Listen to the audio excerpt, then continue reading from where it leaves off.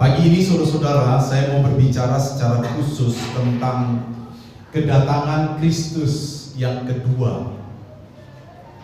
Ya, di dalam istilah teologisnya disebut parousia.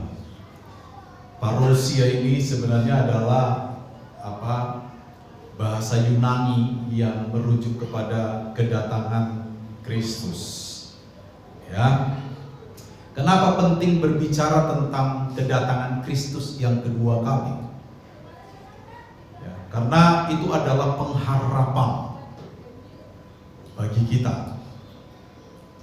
Firman Allah mencatat di banyak tempat, ya, bahwa dunia ini akan berlalu dengan segala kemewahannya, dengan segala kemegahannya.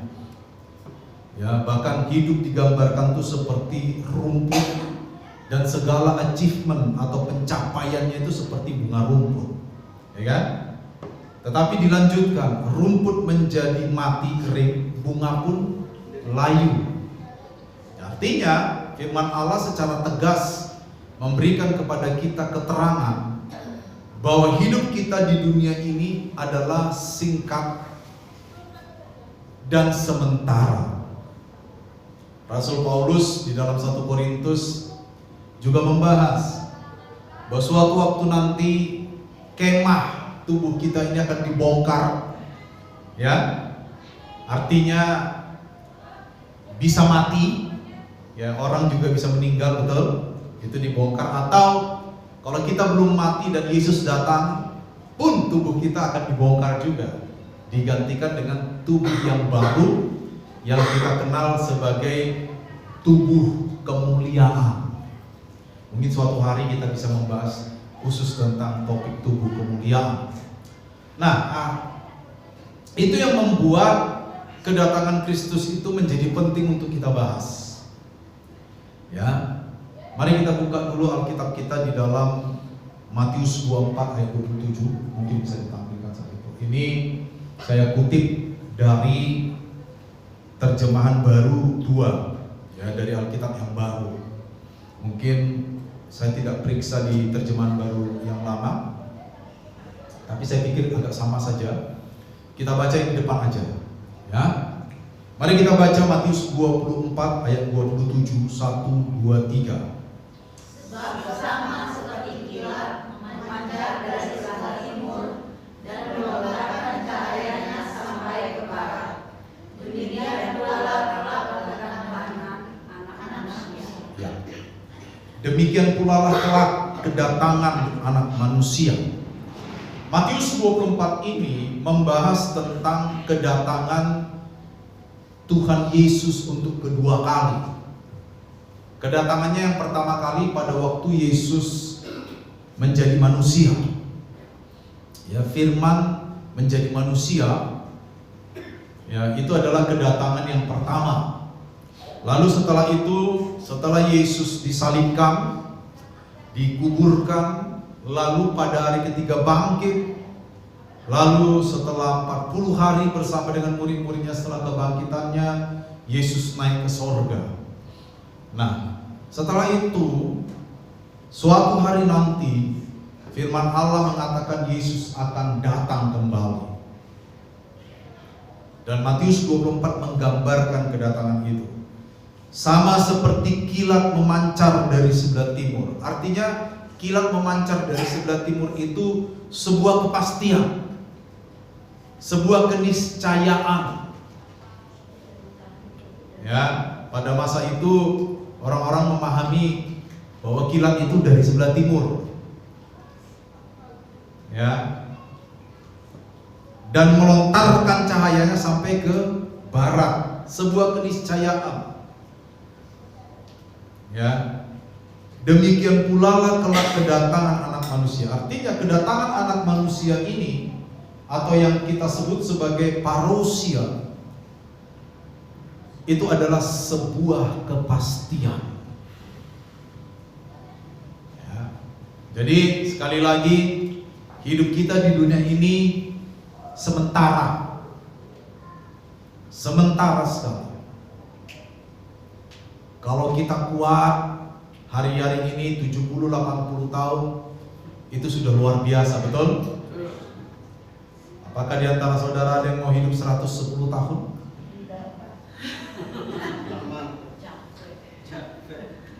Oma aja lu mau minta pulang. Iya kan, Oma? Capek sudah, Pak. Kalau 110 tahun capek kan? 70 masih lah ya.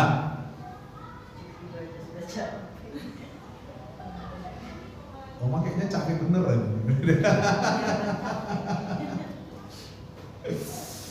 Baik ya. Orang Yahudi juga memahami itu. Umur 60 itu ya umur yang sudah bagus lah. 70 itu sudah sempurna bagi mereka. Kalau Tuhan berikan kekuatan 80. Ya.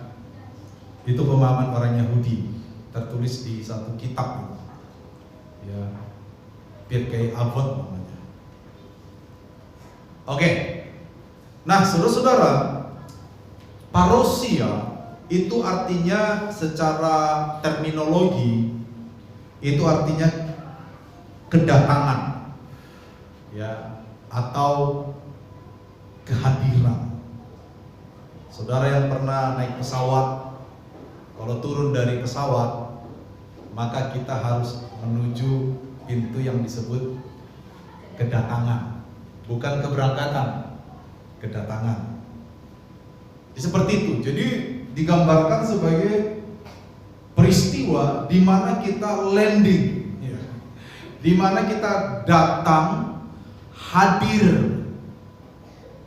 Jadi parousia dalam istilah Yunani itu berarti datang, hadir kembali. Karena dalam konteks ini disebut anak manusia yaitu Yesus, berarti anak manusia itu datang kembali. Ya. Di dalam konteks Kristen, seperti tadi saya katakan, ini merujuk kepada kedatangan Tuhan Yesus kedua kalinya. Ya.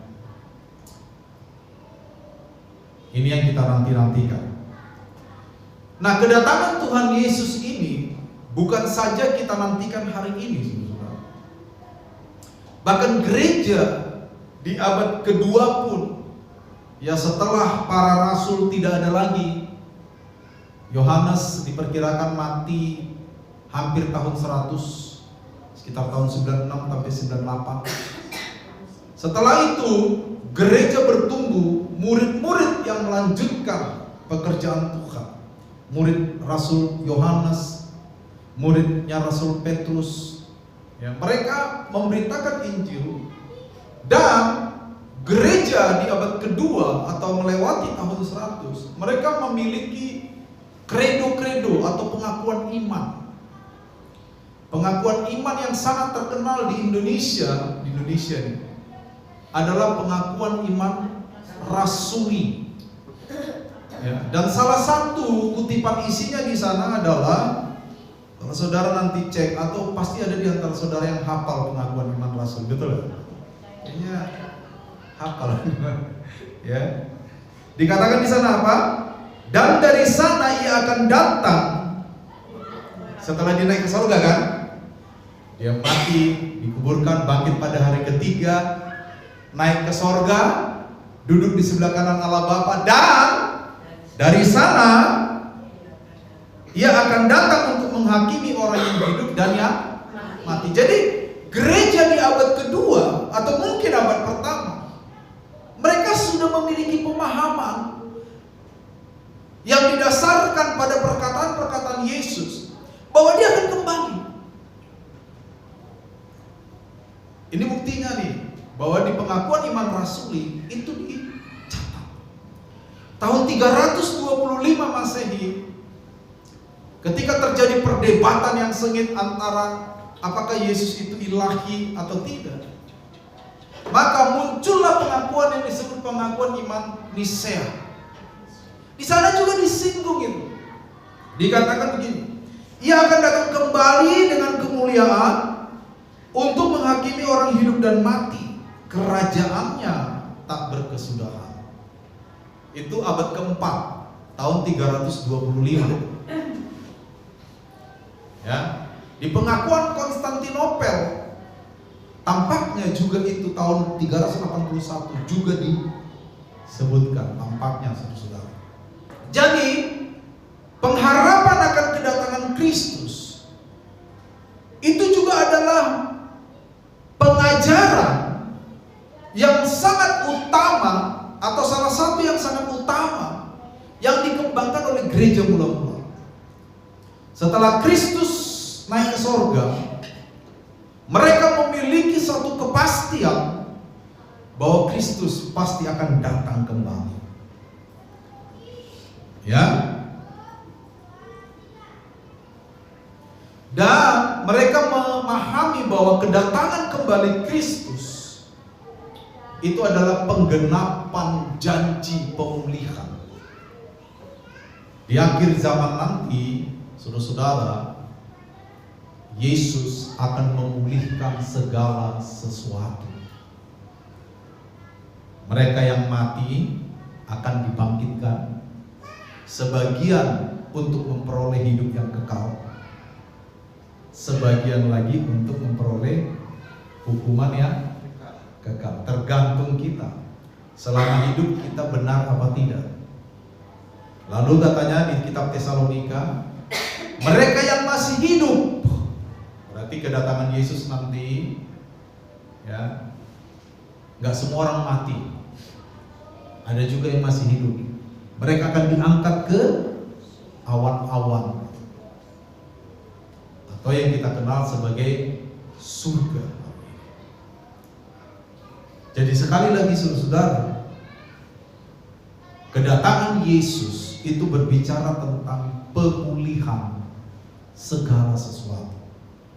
Yang mati, yang masih mengenakan tubuh yang bisa mati akan dipulihkan, diberikan tubuh yang baru yang kita kenal sebagai tubuh kemuliaan. Itu dia. Nah, inilah pengharapan kita bersama, betul? Iya kan? Kita hidup di dunia, ya. Kita setia kepada Tuhan, kita mengikut Tuhan. Salah satu pengharapan besar kita yang sangat utama adalah menantikan kedatangan Yesus kedua kalinya. Ada lagu lama tuh. Sudahkah engkau siap sedia untuk menanti datangnya Yesus kedua kalinya, untuk menjemput kita semua yang sungguh-sungguh berharap padanya. Ya, ide ini bukan hanya milik kita hari ini.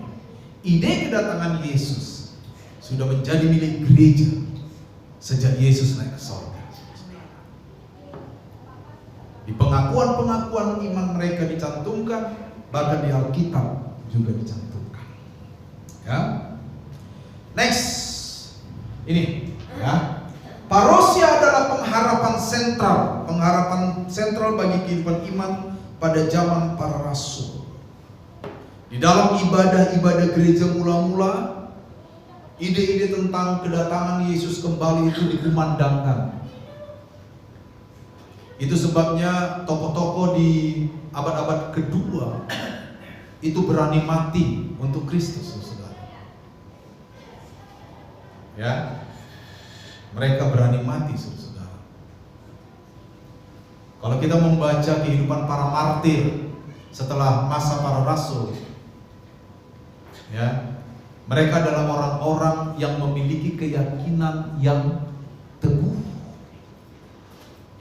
Mereka berani menghadapi penguasa-penguasa Roma pada waktu itu.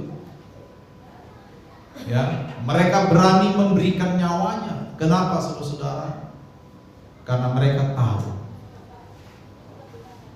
kehidupan mereka di dunia ini hanyalah sementara saja, saudara. Ya, hanya sementara.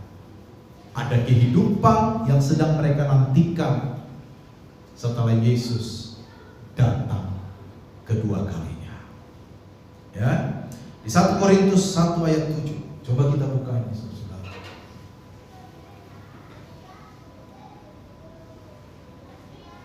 1 Korintus 1 ayat 7. Seorang lain bisa membuka 1 Korintus 11:26.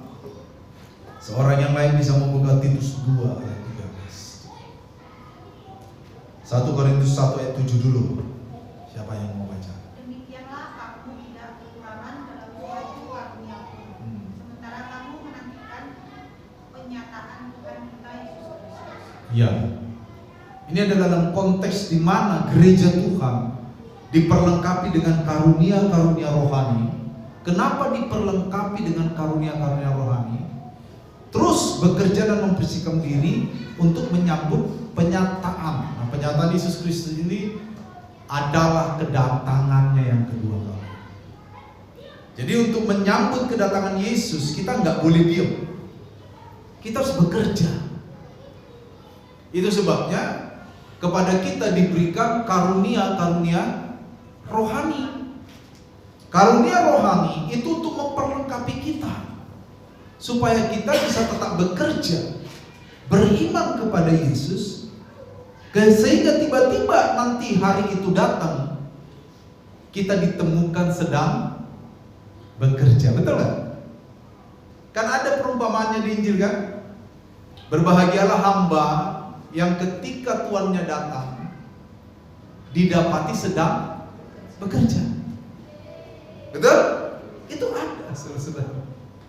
Dan itu perumpamaan tentang kedatangan Yesus. Makanya kepada jemaat Tuhan, Yesus memberikan apa? Karunia rohani. Jadi nggak boleh disia-siakan tuh karunia-karunia rohani itu. Pakai semua karunia rohani yang Tuhan berikan untuk melayani Tuhan. Sehingga suatu hari nanti Tuhan Yesus datang, kita didapati sedang bekerja. Yang kedua, 1 Korintus 11:26. Sebab setiap kali kamu makan roti ini dan minum air ini, kamu memberitakan kematian Tuhan sampai Dia datang. Nah, ini dalam konteks di mana Paulus mengajarkan jemaat Korintus tentang bagaimana melakukan perjamuan bersama, tetapi merujuk kepada penyataan Yesus pada waktu Yesus hidup di dunia. Lalu Paulus berkata melalui ilham Roh Kudus bahwa perjamuan kudus yang mereka kerjakan itu tidak lain adalah untuk mereka terus bersatu hati sampai kepada Tuhan Yesus datang kembali. Mereka punya tugas apa tadi? Memberitakan tentang kematian Yesus. Jadi saudara, sementara kita menunggu kedatangan Yesus, kita nggak boleh diam. Kita punya satu kewajiban, memberitakan tentang Yesus. Dalam bahasa hari ini kita sebut sebagai apa? Bersaksi, memberitakan Injil, menjadi surat Kristus yang hidup.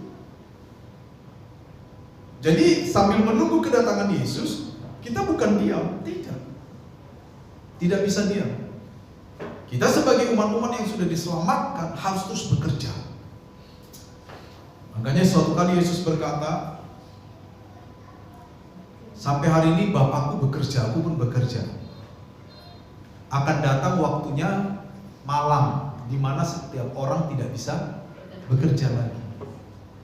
Itu perumpamaan yang menyatakan bahwa suatu hari nanti semua yang kita lakukan ini akan berakhir. Tetapi di mana kita berakhir, itu adalah pilihan kita.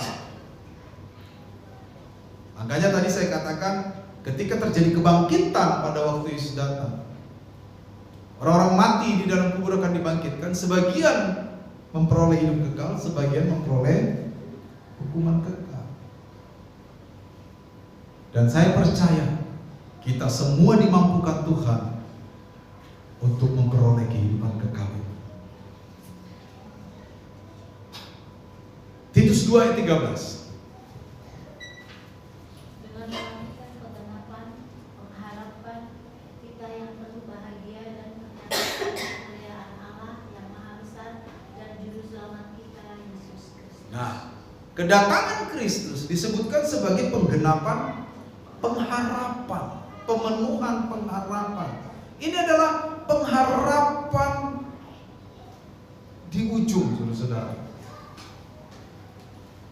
Pengharapan kita sebagai orang-orang Kristen, kenapa kita hidup kudus? Kenapa kita melayani Tuhan? Kenapa kita tidak berbohong? Kenapa kita tidak menipu? Kenapa kita tidak berzina? Kenapa kita tidak melakukan saksi dusta? Karena kita punya pengharapan. Pengharapannya apa? Kedatangan Yesus. Supaya pada waktu Yesus datang, kita ditemukan setia. Kita punya lagu itu kan? Telah kulihat kebaikanmu yang tak pernah habis di hidupku. Ku berjuang sampai akhirnya kau dapati aku tetap setia. Nah itu.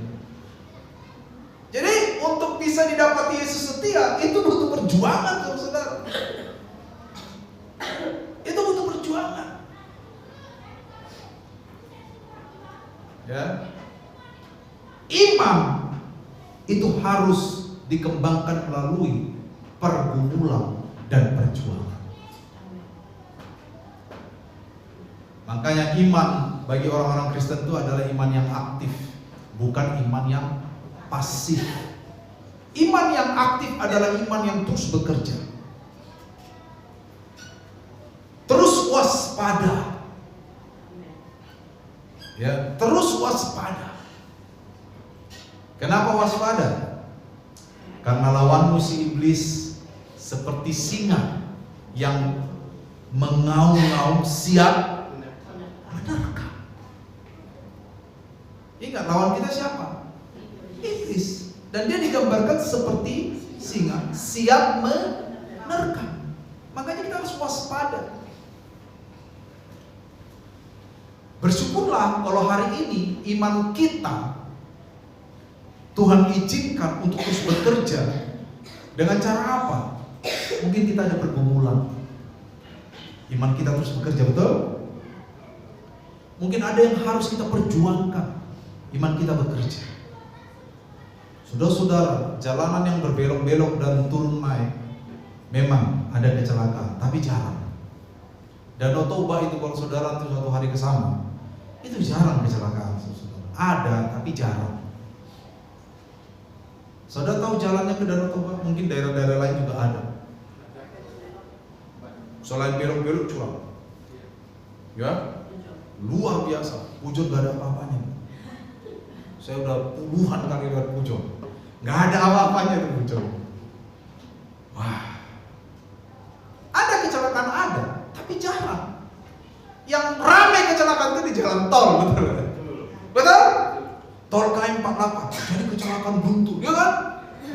Wah, tol becak kayu, dan sebagainya. Wah, banyak kecelakaan. Di jalan tol padahal jalan mulus, betul? Lurus, bebas hambatan. Namanya juga highway kan? Bebas hambatan. Ayo, kurang apa lagi jalan tol? Tapi justru di jalan yang lurus, mulus dan bebas hambatan sering terjadi kematian. Begitu juga iman. Ya, iman itu memang perlu berjuang. Jadi jangan kecil hati kalau engkau sedang ada dalam perjuangan. Kalau saya dan saudara sedang ada di dalam pertempuran, jangan kecil hati. Bilang sama Tuhan, Tuhan, aku akan terus berjuang. Kalau keraguan datang, kembali ke rumah pengharapan kita, yaitu Tuhan tak pernah salah, Tuhan tak pernah gagal. Begitu saudara-saudara. Kalau keraguan mulai melandai hidup kita, kembali ke rumah pengharapan. Apa itu? Ya itu tadi. Apapun yang terjadi di dalam pikiran saya, itu karena saya punya keterbatasan. Kegalauan ini tidak akan membuat atau menghapus fakta bahwa Tuhan tak pernah gagal. Begitu caranya hidup itu. Jadi kita tetap ceria walaupun banyak masalah. Tapi masalah bukan masalah yang dibikin sendiri loh ya. Nah, masalah itu banyak faktornya. Bisa masalah dibikin sendiri, Kalau masalah-masalah yang dibikin sendiri, obatnya cuma satu, bertobat. Itu aja. Tapi kalau masalah memang lahir dari kehidupan yang harus kita perjuangkan, pandang kepada Yesus. Amin. Kedatangan Kristus seperti magnet yang menarik kita untuk terus berjuang. Hei, sabar. Kristus akan datang. Hidup tidak selamanya sulit. Walaupun hidup kita sulit, paling 70 tahun sulitnya. Berarti seumur hidup dong. Tidak kan? Tidak ada orang yang seumur hidupnya sulit, betul? Tetapi artinya apa, saudara? Kesulitan pun itu selalu ada akhirnya. Dan kedatangan Yesus kedua kalinya itu menjadi sentral pengharapan kita, bahwa suatu hari nanti saya akan dijemput oleh Tuhan dan saya akan bersama-sama dengan Tuhan. Itu pengharapan, saudara-saudara. Iya kan? Kenapa Anda yang mancing rela berjam-jam di sungai mancing? Apakah Anda lihat ada ikan yang sedang nunggu pancingan itu? Ada yang lihat, oh itu ikan nunggu tuh, udah gini-gini dia. Apakah begitu? Karena kita sering mancing kan, di airnya butek kan? Karena ada pengharapan, betul? Ada pengharapan. Memang analogi itu mungkin tidak lengkap jika kita analogikan tentang kedatangan Tuhan, tapi paling tidak ada sisi-sisi yang menyentuh di sana, betul? Ada yang kita harapkan. Itu menjadi kekuatan bagi kita, saudara-saudara. Ya, jadi tetaplah setia, tetaplah kuat di dalam Tuhan, lakukan yang terbaik. Jangan pernah setengah-setengah mengikut Tuhan. Ya, kekecewaan dalam keadaan dan semuanya kesakitan itu ada akhirnya, saudara-saudara. Jangan karena saudara susah lalu tinggalkan Yesus. Kita sedang meninggalkan yang terbaik kalau begitu. Kedatangan Tuhan, parousia, harus menjadi sebuah pilar yang kokoh, yang mata kita terus melihat ke sana. Oh, hari ini saya susah. Lihat lagi, suatu hari nanti kita akan mendapatkan kemuliaan yang berasal dari Tuhan. Makanya Paulus pernah berkata, penderitaan di dunia ini tidak pernah bisa dibandingkan dengan kemuliaan yang akan kita peroleh di kemudian hari. Amin, saudara? Gak bisa dibandingkan. Gak bisa. Banyak orang mengorbankan kekekalan demi kesementaraan. Lihat, banyak. Kemarin kita baru melihat kan, sedunia tahu ada tokoh, kalau korupsi hukum mati, setuju? Dia ketangkap OTT.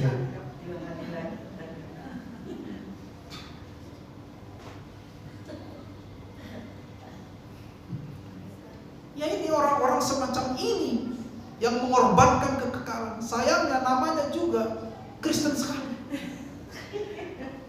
Immanuel, artinya Tuhan beserta kita. Ebenezer. Eben itu batu. Haezer itu peringatan. Isinya Ebenezer di kitab 1 Samuel juga sama. Sampai di sini Tuhan menyertai kita. Ini nama Alkitabiah, kelakuan kucingnya. Kan kucing kan hanya kucing yang disebut garong, tahu betul? Emang ada anjing garong? Cuman kucing yang disebut garong. Mengorbankan sesuatu yang kekal demi kesementaraan. Siapa yang gak suka punya harta? Betul? Apalagi kalau yang digas pagi-pagi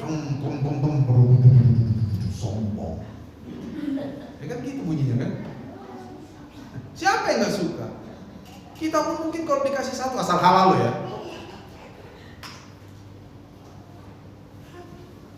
Jangan mengorbankan kekekalan demi kesementaraan. Karena akan ada akhirnya hidup ini. Hidup ini tidak selamanya ada. Tadi aja saya goda siapa mau hidup 110 tahun, gak ada yang mau kok. Hidup ini ada akhirnya, saudara-saudara. Saya sering melihat reel di YouTube, video short itu. Renungkanlah, tahun 2125 kita semua ini pasti sudah mati. Itu katanya kan? 100 tahun datang. Harta yang kau kumpulkan akan dimiliki oleh orang lain, ya kan? Tanah yang kau beli akan diambil alih oleh orang lain yang enggak kau kenal. Kan belum tentu anak cucu yang punya, ya kan? Semua yang kau kumpulkan hari ini tidak lagi menjadi miliknya. Itu masuk akal juga sih, walaupun tidak 100% begitu kan gitu. Tapi perenungan itu menjadikan kita sadar kembali bahwa hidup ini sementara. Sekarang ada yang sudah umur 50. Oh, Ibu Ruth udah 50, yang lainnya 45 ya?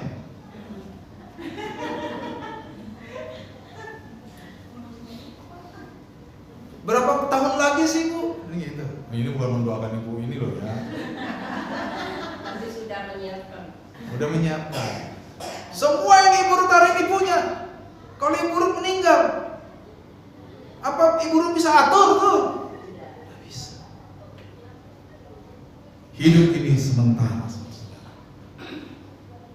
Ya, tetapi kedatangan Kristus harus menjadi pilar. Ya, kita terus memandang kepada kedatangan Kristus. Pengharapan itulah yang membuat kita kuat di dalam Tuhan. Oke Tuhan, hari ini memang berat hidup saya. Oke Tuhan, saya harus berjuang. Oke Tuhan, saya harus bertempur dengan kehidupan. Tapi saya tahu ini tidak selamanya. Akan ada masa di mana Yesus datang menjemput saya. Akan ada masa di mana Yesus datang menjemput kita semua. Pada saat itu firman Allah mencatat, kita akan bersama dengan Bapa di dalam kemuliaan. Kemuliaan anak domba Allah. Saudara-saudara. Next, apa yang terjadi pada saat itu, saudara-saudara? Kita kutip beberapa ayat Alkitab ya. Di dalam 1 Tesalonika 4 ayat 16 sampai 17. Kalau saudara bisa melihat, tapi tidak usah dibaca, saya akan jelaskan.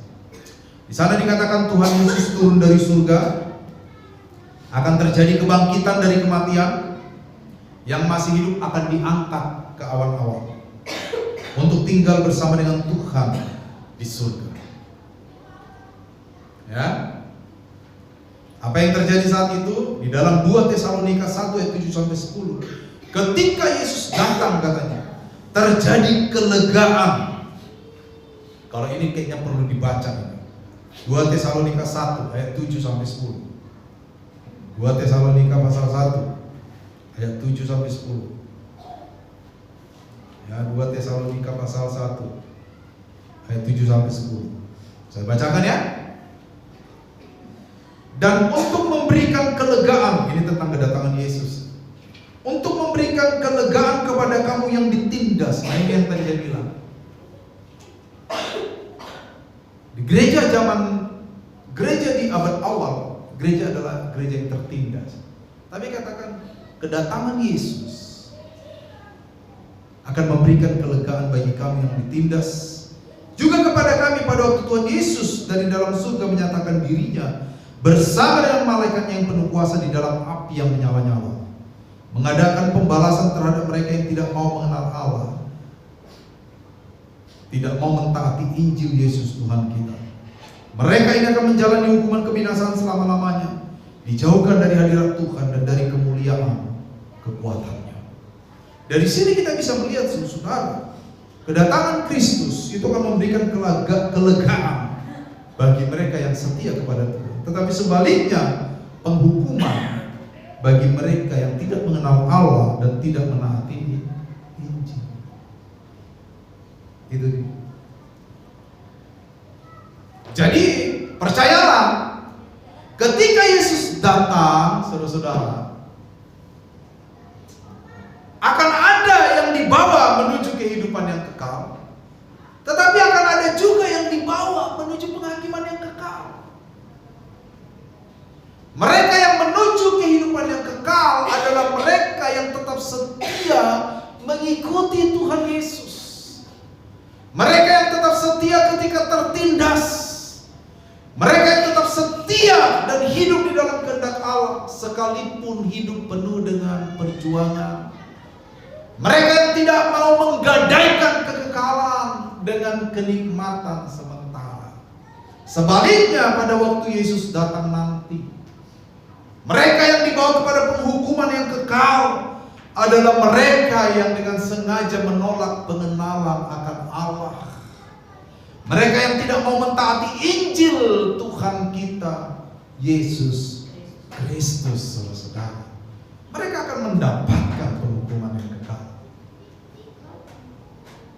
Hari ini adalah masa di mana kita memilih apakah kita akan mendapatkan kehidupan yang kekal nanti, atau kita mau mendapatkan penghukuman yang kekal.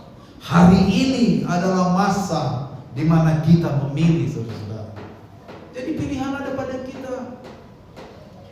Pada waktu Yesus datang kedua kalinya nanti,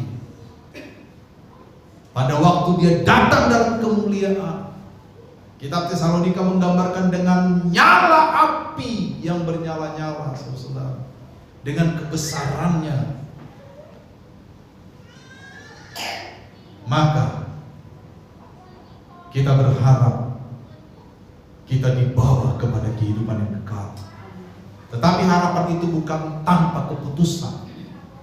Harapan itu harus dimulai dengan keputusan hari ini, bahwa saya akan setia kepada Tuhan. Saya akan setia dalam mengenal Allah. Saya tidak mau menggadaikan kekekalan dengan kesementaraan yang nikmat di dunia ini, saudara. Itu dia. Ya. Jadi doktrin saksi Yehova yang mengatakan nanti orang-orang yang masuk neraka akan dimusnahkan begitu saja itu keliru, saudara. Orang-orang tidak akan pernah musnah di kekekalan. Tidak akan musnah. Mereka akan dihukum kekal atau hidup bersama Yesus kekal. Saksi Yehova kan bilang, mereka yang masuk neraka itu dimusnahkan begitu saja. Jadi ya udah, eksistensinya habis. Itu golongan filsafat nihilisme namanya. Mereka yang masuk surga, tapi yang masuk neraka dimusnahkan. Enak mereka dimusnahkan gitu aja, nggak sakit. Tapi Alkitab tidak menganut paham itu. Saksi Yehova punya kitab sendiri yang disebut terjemahan dunia baru. Ya, saya ada itu Alkitabnya, tapi yang saya baca tiap hari ini ya.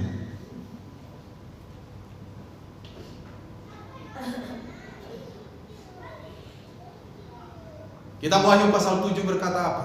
Pasal 1 ayat 7. Wahyu 1 ayat 7. Pada waktu Yesus datang nanti, Wahyu 1 ayat 7. Lihatlah, ia datang dengan awan-awan dan setiap mata akan melihat dia. Ada satu kalimat yang menggugah di sini. Juga mereka yang telah menikam dia. Saudara tahu kira-kira tensi apa yang mau disampaikan di sini? Ini sama seperti gini loh.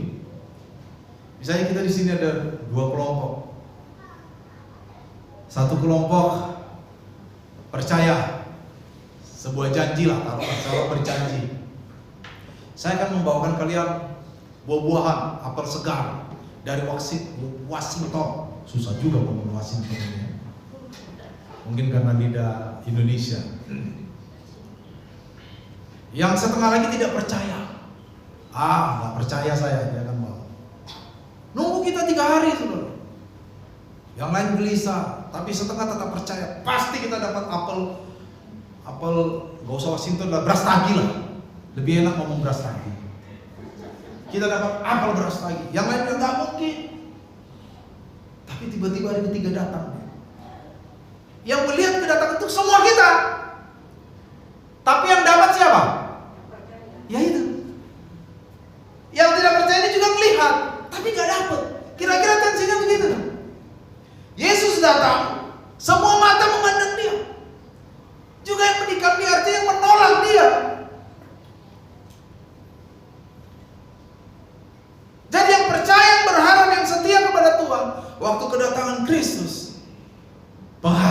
mereka dipenuhi, digenapi, masuk ke dalam kehidupan yang kekal. Yang tidak percaya juga akan melihat, waduh, ternyata benar, tapi waktu sudah terlambat. Tidak ada lagi kesempatan. Silakan ambil jalan ke kiri. Kemana ini Tuhan? Ke neraka. Loh benar. Makanya ditaruh di sini anak kalimatnya. Bahkan mereka yang menikam dia. Itu artinya mereka yang menolak dia.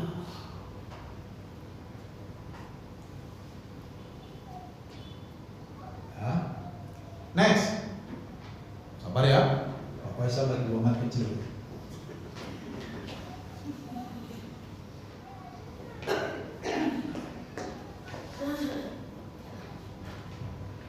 Kapan parousia ini akan terjadi? Kapan kedatangan Kristus itu terjadi? Iya kan? Matius 24:36. Mari kita baca sama-sama, ini yang di depan ini aja. Tetapi tentang hari dan saat itu tidak seorang pun yang tahu. Malaikat di surga juga tidak tahu. Anak pun tidak tahu. Yang tahu hanya Bapa sendiri. Tapi di dunia ini sudah banyak tokoh, hamba-hamba Tuhan yang tahu kapan Tuhan datang. Duh banyak. Iya kan? Betul? Banyak. Kalau ada hamba-hamba Tuhan yang bilang bahwa Tuhan akan datang tanggal 12 Juni. Siapa ulang tahun 12 Juni sini? Oh, Juni ya? Waduh, tuker dong 14 Juni aja. Dan ada hamba Tuhan ngomong, tinggalkan hamba Tuhan itu, sesat dia. Loh iya, gak usah main-main. Di dalam sejarah sudah banyak. Itu bukan pendeta. Nama Loren bukan pendeta. Ini kita bicara pendeta ini. Ada seorang tokoh, dia menubuatkan tahun 1843 Yesus akan datang kembali. Ya, saya tidak tahu dengan saudara, apakah ingat? Saya masih kecil waktu itu. Ada satu kegerakan tentang kedatangan Yesus, dan kita disuruh jual harta. Tahun berapa itu? Itu pasti tahun 80-an, karena saya kecilnya itu 80-an, 90-an saya udah besar. Hah? Waktu itu disuruh orang-orang Kristen jual harta, betul nggak? Untung kami nggak ada harta waktu itu. Jadi nggak ada yang mau dijual. Karena katanya Yesus akan datang, nggak ada gunanya lagi harta. Jual semua. Di Amerika paling tidak ada beberapa peristiwa di mana pengikutnya disuruh bunuh diri semua. Saya lupa ada satu kejadian abad ke-20 itu 900 orang lebih sama-sama minum sianida di gereja. 900 orang. Di Jawa Barat beberapa belas tahun yang lalu juga pernah ada itu. Saya lupa nama kegerakan itu. Hamba Tuhan pernah bilang tahun 1843 akan datang, Yesus akan datang. Pengikutnya semua berkumpul di suatu tempat supaya sama-sama terbang. Yesus sudah datang. Diralat lagi, salah itu. Pengikutnya kemudian memperbaiki, ternyata bukan 1843 tapi 1844. Salah hitung juga. Dari sini lahir satu gereja yang sekarang kita kenal sebagai apa?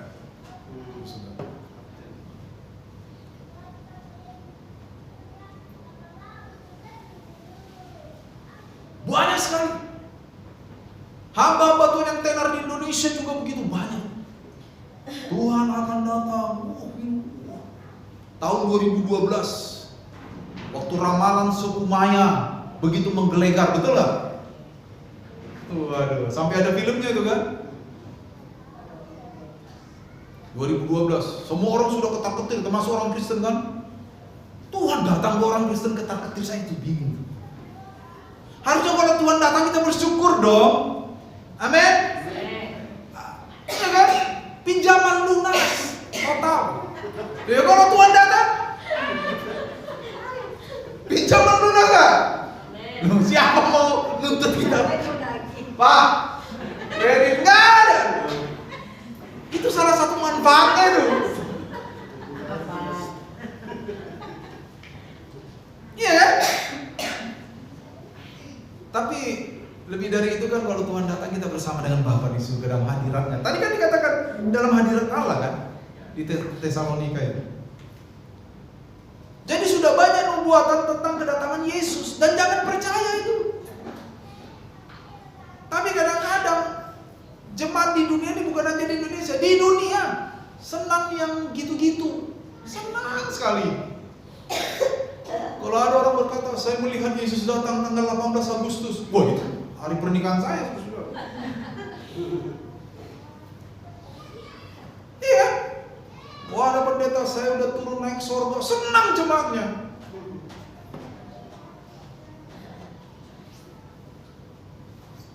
Tapi kalau diajarin yang begini-begini nih, ngantuk Pak. Apa ini ngajar terus ini? Umatku binasa karena tidak mengenal Allah. Itu saudara. Jadi kalau kita, gereja kita ini saya udah temukan saudara. Kekuatan gereja kita ini salah satunya adalah pengajaran. Itu kekuatan kita. Kita tidak harus sama dengan gereja lain. Mungkin gereja lain kekuatannya praise and worship, gak apa. Itu juga bagus kan? Gereja lain mungkin kekuatannya sosial, punya kekuatan ekonomi lalu bisa memberikan sangat bagus juga itu. Setiap gereja punya kekuatan masing-masing. Saya udah kumpulkan di bertahun-tahun. Saya ingin gereja kita menjadi gereja yang memiliki kekuatan dalam pengajaran. Jadi siap-siap tiap minggu diajarin terus. Siap-siap tiap minggu dapat kata-kata yang keras terus. Ya, jarang saya bilang Tuhan akan berkati saudara itu jarang. Tapi sekarang udah saya ngomong sekali, ya kan? Tapi pasti orang yang benar di hadapan Tuhan, berkat Tuhan pasti melimpah. Jangan khawatir. Bapakmu di surga tahu apa yang kamu butuhkan. Jadi saudara, banyak pendeta-pendeta yang bernubuat tentang kedatangan Kristus. Dan jangan percaya. Jangankan pendeta, Yesus aja dia nggak tahu. Tapi ini nanti pembahasan sendiri. Jangan bilang, oh Yesus nggak tahu Pak. Nanti kita bahas sendiri. Atau di komsel, kalau sudah mau tanya di komsel ya. Jangan lupa ya. Malaikat aja nggak tahu, apalagi pendeta. Malaikat yang tiap hari ngobrol sama Tuhan tuh. Tuhan kapan datang? Nggak tahu. No, ada pendeta yang tahu. Pendeta lebih sakti dari malaikat ya. Jadi sekali lagi saudara-saudara, saya tekankan kepada kalian, kepada kita semua. Kalau ada orang yang mengatakan Tuhan akan datang hari Jumat, tanggal ini, sesat itu pendeta. Pastikan dia sesat. Jangan ikut dia.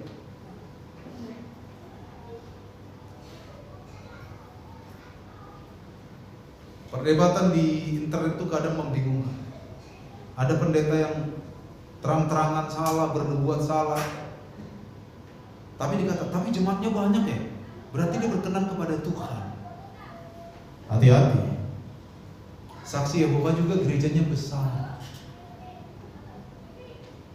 Jadi perkenanan kepada Tuhan tidak dilihat dari banyaknya orang yang berkumpul di gereja itu. Ya, kita senang kalau banyak orang berkumpul di sini, amin. Tapi saya lebih senang lagi yang ada hari ini benar-benar menjadi prajurit Allah yang tangguh. Senang saya. Jadi pikiran saya nggak banyak nanti kan. Loh bener. Oh kalau Jumat saya tangguh semua, nyenyak saya tidur. Karena aman. Betul? Tampaknya kurang amin. Baiklah. Next one. Lalu apa sikap kita ketika kita sudah belajar tentang bahwa Kristus akan datang? Akan terjadi parosi, kedatangan Yesus kedua kali. Isi kehidupan kita dengan kekudusan. Gak ada itu tawaran lagi. Sebab tanpa kekudusan tidak seorang pun dapat melihat Allah. Tanpa kekudusan. Pertahankan iman. Hidup memang susah. Tidak ada hidup yang ringan-ringan saja. Apalagi kalau kita gini semua perintis kan? Ada yang pewaris di sini? Kalau pewaris ya sudahlah. Kita semua perintis ini saja. Tetap setia kepada Tuhan Yesus. Tetap setia. Itu harga mati. Apapun yang terjadi, tetap setia kepada Tuhan. Dengan cara apa? Pandang. Suatu hari nanti Yesus akan datang. Yang kedua, semakin giat memberitakan Injil, agar semakin banyak jiwa diselamatkan. Kitab Yudas berkata, kita ini agen untuk menarik mereka dari panasnya api neraka. Tugas kita itu. Jadi waktu kita bicara tentang kedatangan Yesus yang kedua kali, maka kita harus tetap pertahankan hidup kudus. Karena kedatangan Yesus yang kedua kali adalah sesuatu yang niscaya, sesuatu yang pasti terjadi. Amin. Saya pikir itu, Tuhan memberkati kita semua.